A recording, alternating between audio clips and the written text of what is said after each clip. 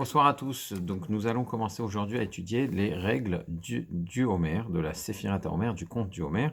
Donc, cette période qui sépare Pessah de Shavuot. Alors, qu'est-ce que c'est le Homer? D'où vient le mot Homer? Le Homer, c'est une mesure de volume qui est rappelée dans la Torah lors de l'épisode de la manne. On dit que chaque enfant d'Israël, dans le désert, ramassait chaque jour un Homer par tête de manne. Qu'est-ce que c'est un Homer? Alors la Torah précise, un Homer, c'est un dixième de Epha. Alors ça nous parle pas, c'est vrai de nos jours, mais en fait c'est une mesure de volume de grains et pas spécialement de grains, mais les denrées alimentaires se mesuraient en volume jusqu'à assez récemment dans l'histoire. Et en fait le Homer correspondrait selon les mesures du Raphaïm Naé à environ 2 litres et demi, un peu moins de 2 litres et demi. Donc c'est de cette mesure qu'on parle quand on parle du Homer. Alors mais pourquoi cette période elle s'appelle le Homer?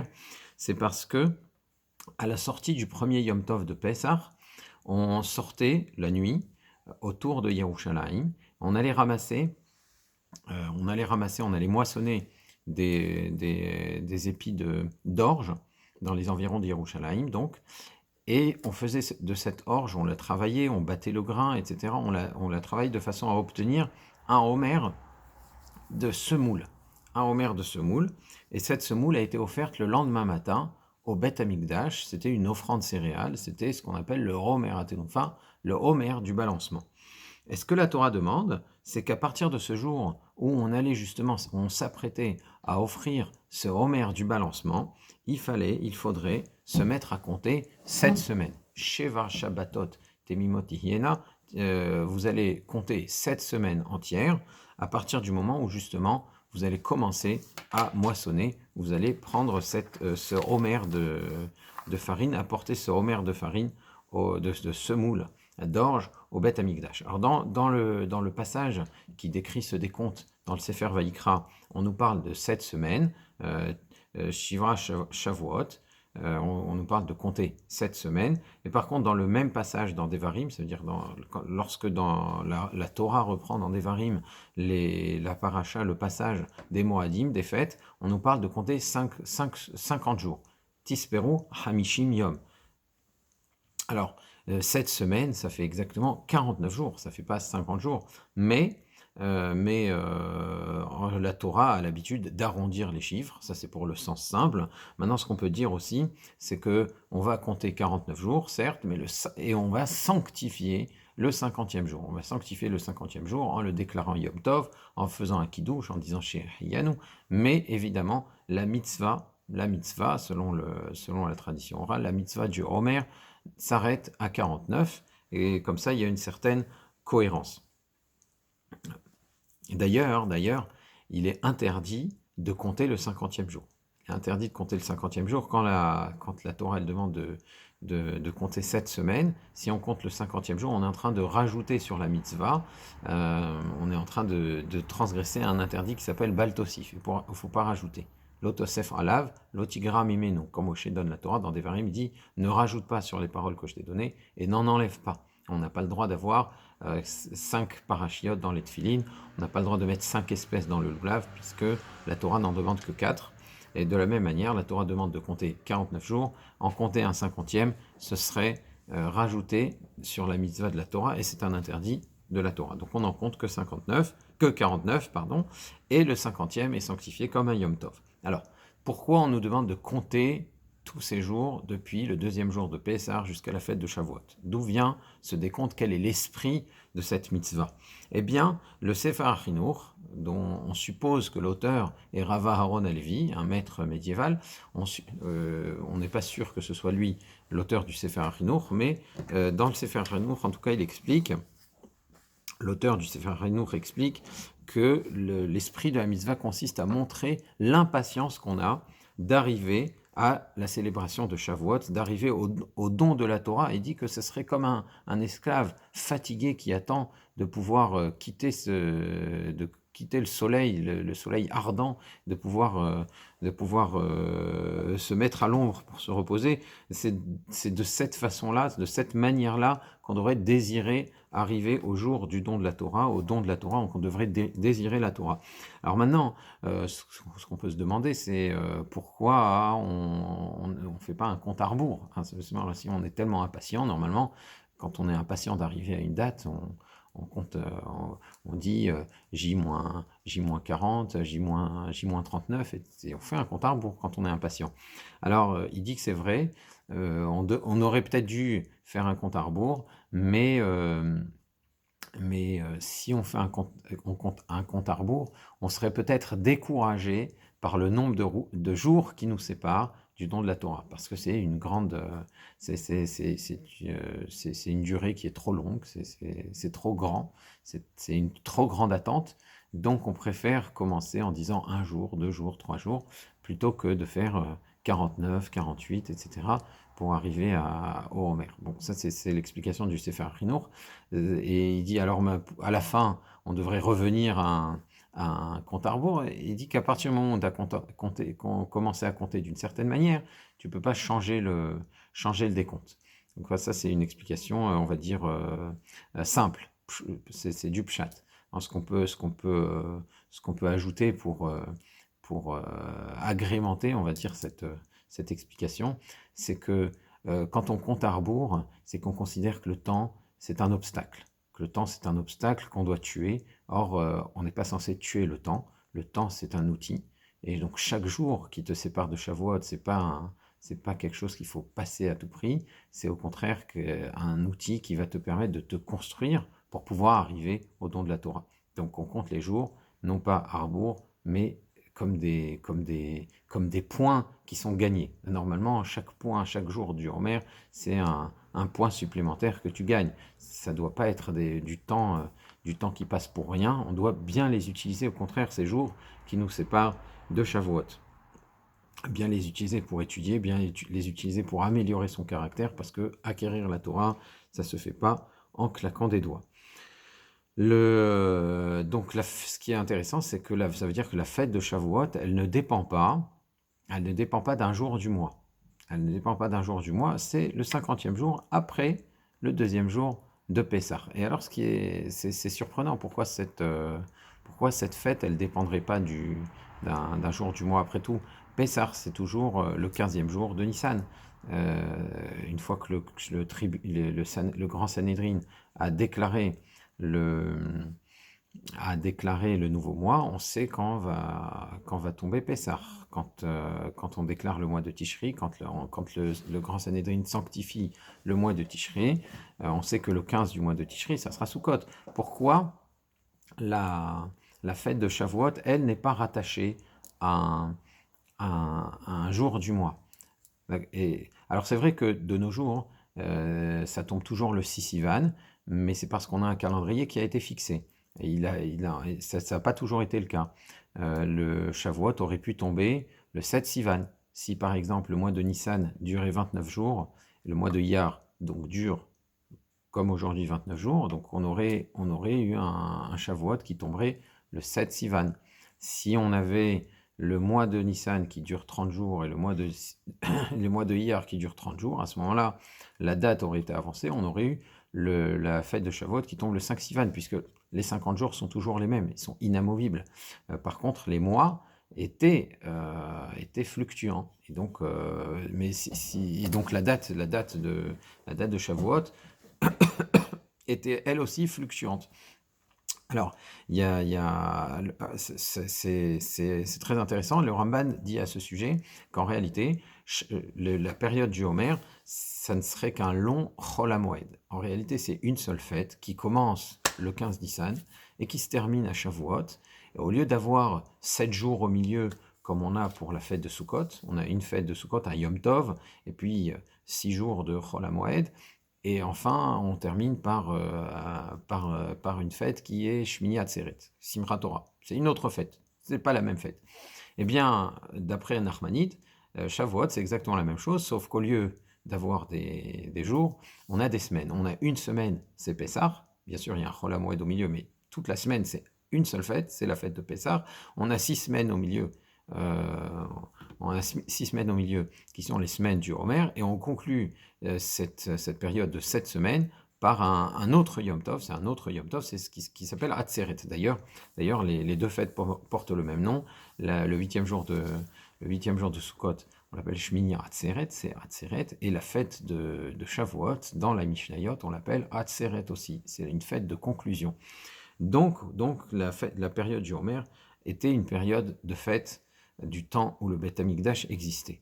Alors, il y a des Rishonim qui ont expliqué que la raison pour laquelle la Torah n'a pas donné une date fixe à la fête de Shavuot, contrairement aux deux autres régalim et aux autres fêtes, à Rosh Hashanah et à Kippour, c'est parce que la période du Homer, c'est une période qui est consacrée aux travaux agricoles. Et la majorité du peuple d'Israël, pendant très longtemps, en tout cas pendant la durée depuis le temps où le Ham Israël est rentré sur sa terre, à l'époque de Hoshua bin Nun, était agricole.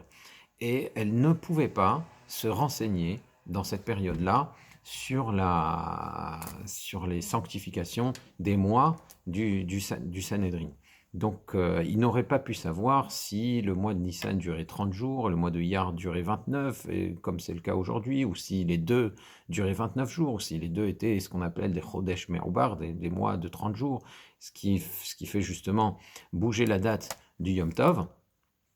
Et donc, pour que tout le monde soit au courant et que tout le monde sache le jour de la fête de Shavuot, on a fait plutôt dépendre la fête de Shavuot d'un décompte depuis la fête de Pessah, de façon à ce qu'il n'y ait pas de problème, qu'il n'y ait pas des Juifs qui sont proches de Yerushalayim, qui soient plus au courant que les Juifs plus éloignés. Tout le monde est monté à Yerushalayim pour Pessah, tout le monde sait quand on a offert le Korban Pessah, donc tout le monde doit savoir, grâce à ce décompte, quand monter pour la fête de Shavuot, sans aucune ambiguïté. Alors que si ça devait dépendre du nouveau mois, eh bien, seuls ceux qui connaissent les décisions et qui sont proches du Sanhédrin de Yerushalayim, du grand tribunal de Yerushalayim qui sanctifie les mois, seuls ceux-là auraient su avec exactitude quand se fêterait Shavuot. En comptant le Homer, on permet à ce que toute la population la connaisse sans aucune différence. En tout cas, de nos jours, la fête de Shavuot tombe toujours le 6 Sivan. Alors, depuis que le Beth Amikdash a été détruit, on n'apporte plus le korban du Homer, on n'apporte plus ce sacrifice, cette offrande céréale, elle n'est plus apportée.